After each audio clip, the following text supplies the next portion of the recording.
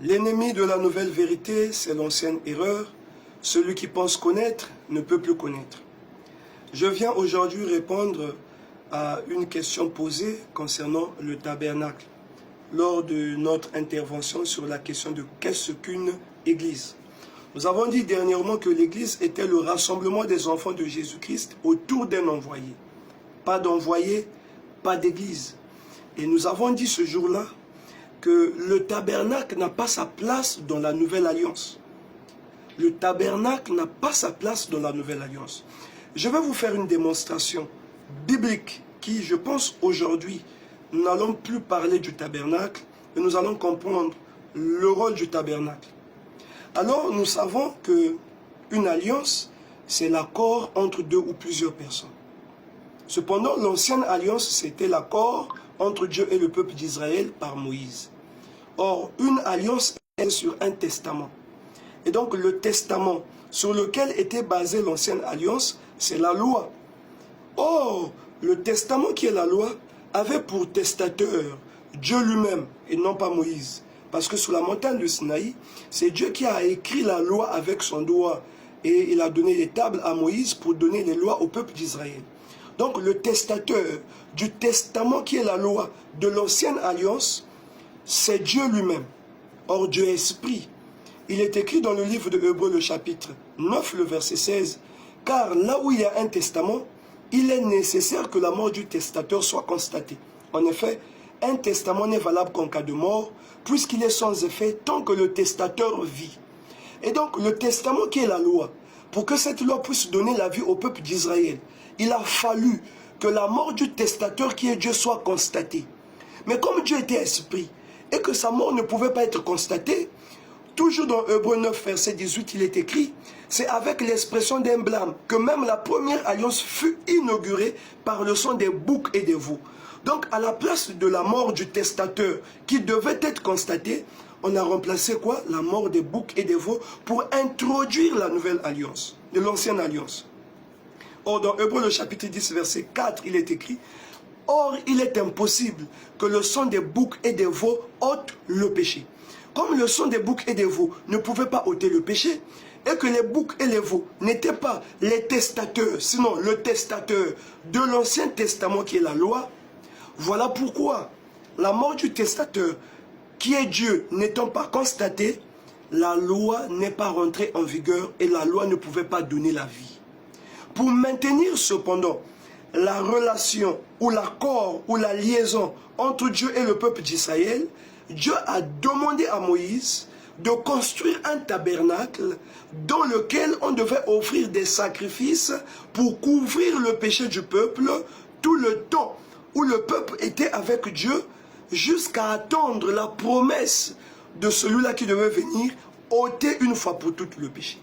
Voilà comment Moïse, selon l'exemple qui lui a été montré sur la montagne, il a construit le tabernacle puisque le peuple d'Israël était en déportation de l'Égypte pour Canaan. Donc ils ont construit un tabernacle. Et par définition, c'est quoi le tabernacle? Le tabernacle est une tente portative. Le peuple d'Israël, par le souverain sacrificateur, arrive là offrir des sacrifices pour le pardon de leurs péchés afin de maintenir leur accord, leur alliance avec Dieu. Et donc quand Moïse construit le tabernacle ici est une tente portative. Et seul le souverain sacrificateur avait le droit d'entrer dans le tabernacle pour offrir des sacrifices pour le pardon du péché du peuple. Voilà pourquoi le rôle du tabernacle, c'est de recevoir du sacrificateur le sang des boucs et des veaux. Et dans l'Ancienne Alliance, quand le souverain sacrificateur égorgeait le bouc pour éternel, égorgeait le taureau expiatoire pour ses propres péchés, il prenait le sang, il emmenait le sang dans le sanctuaire, dans le lieu très saint et saint, il faisait l'aspersion dans le but de purifier le sanctuaire à cause du péché du peuple. Je tiens à signaler, le peuple d'Israël n'entrait pas dans le tabernacle, non. Ils étaient dans le parvis extérieur, c'est-à-dire hors du tabernacle, devant le tabernacle. Seul le souverain sacrificateur rentrait dans le tabernacle pour accomplir le rituel des fêtes annuelles des expiations afin de maintenir l'accord de Dieu et le peuple d'Israël. Et donc, le tabernacle était là pour couvrir les péchés du peuple pour que le jour avec Dieu, seul le sacrificateur avait accès dans le sanctuaire pour accomplir le rituel de l'expiation. Voilà le rôle du tabernacle. Et donc le tabernacle, c'est une tente portative. Vous allez même constater que lorsque le peuple est arrivé à Canaan, à la terre promise, ils ont maintenant construit cette fois-ci le temple. Ils ont érigé le temple, ce n'était même plus le tabernacle. Et quand Jésus-Christ est venu sur la croix, il dit, Père, entre tes mains je remets mon esprit, car tout est accompli. Nous avons constaté que le voile du temple s'est déchiré du haut en bas pour marquer la fin de l'ancienne alliance, l'introduction de la nouvelle alliance. Donc le temple, là où on partait offrir des sacrifices, après la crucifixion de Jésus-Christ, le voile du temple s'est déchiré du haut en bas pour marquer donc la fin du tabernacle, la fin du temple, l'introduction de la nouvelle alliance. Prochainement, je vous parlerai de la nouvelle alliance et du testament. Parce que la nouvelle alliance, pour entrer en vigueur, il a fallu que la mort du nouveau testateur qui est Jésus soit constatée. Voilà pourquoi même tout le temps où Jésus était en train d'accomplir son ministère, nous n'étions pas dans la nouvelle alliance.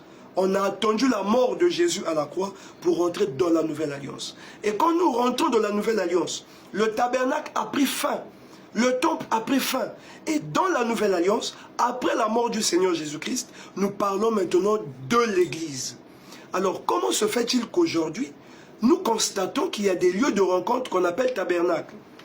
Chose curieuse, dans le tabernacle en question, on ne retrouve pas un sacrificateur, mais un pasteur. On ne retrouve pas un sacrificateur, mais un prophète.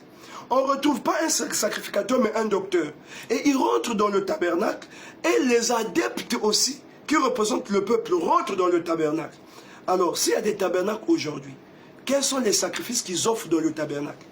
Est-ce que ceux-là qui érigent des tabernacles, est-ce qu'ils savent quel est le rôle d'un tabernacle?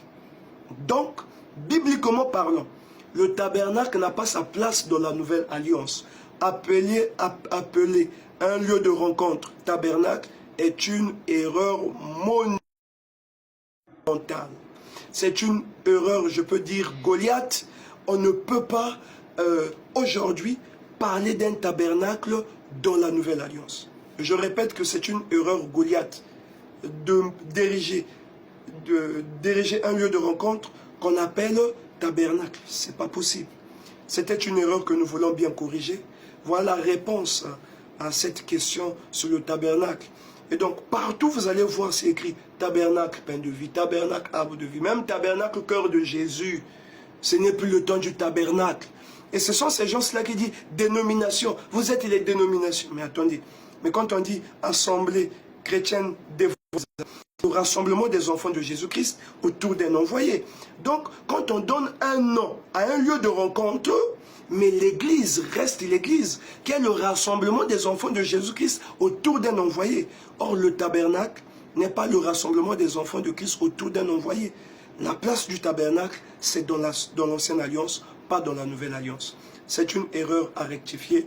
Voilà ce que nous tenions à vous apporter comme connaissance. De plus, sur la question du tabernacle, restez bénis chez vous. À nous revoir à une prochaine occasion.